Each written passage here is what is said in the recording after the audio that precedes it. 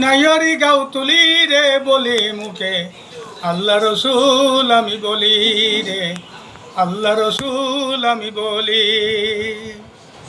আমার উঠানে শেষে খাটলা, আমি যাচ্ছি নিজ বাড়ি, আর আসবো না ফিরি রে বলি মুখে আল্লাহ রসুল আমি বলি রে, আল্লাহ রসুল আমি বলি।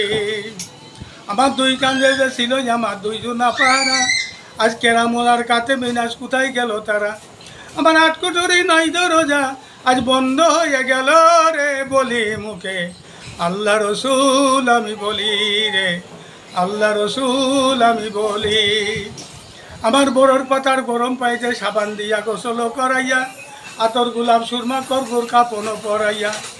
আমার বড়োর পাতার গরম পাইতে সাবান দিয়া গোসল করাইয়া, আতর গোলাপ সুরমা কর্পূর কাপড় পরাইয়া। ওরে আরবি হারার পালকি করে আমার নিয়ে যাচ্ছে নিজ বাড়ি, আর আনবে না ফিরাই রে বলি মুখে আল্লাহ রসুল আমি বলি রে, আল্লাহ রসুল আমি বলি। আমার স্ত্রী পুত্র পরিজন, লিটনের মতো আত্মীয় স্বজন, আকরামের মতো আত্মীয় স্বজন আছে অনেকজন, সাদের দালান কোটা ঘর বাড়ি জমা জমি, শখের জিনিস সবই রইল পড়ি।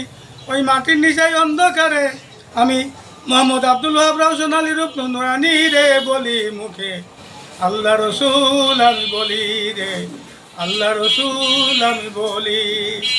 আমার স্ত্রী পুত্র পরিজন, সন্তান সন্ততি আছে অনেকজন, সাদের দালান কোটা ঘর বাড়ি জমা জমি, শখের জিনিস সবই রইল পড়ি। ওই মাটির নিচাই অন্ধকারে আমি একা রওশন আলী রে বলি মুখে আল্লাহ রসুল আমি বলি রে, আল্লাহ রসুল আমি বলি। আমার ফেরেশতাই আসিয়া যখন জিজ্ঞাসা করিবে, দিন কি তোমার মাবুদ কেবা রওশন আলী, দিন কি তোমার মাবুদ কেবা, তখন রওশন আলী তুই কি বলিবে? আল্লাহ তোমার জবানটা খুলে দাম বলতে পারি।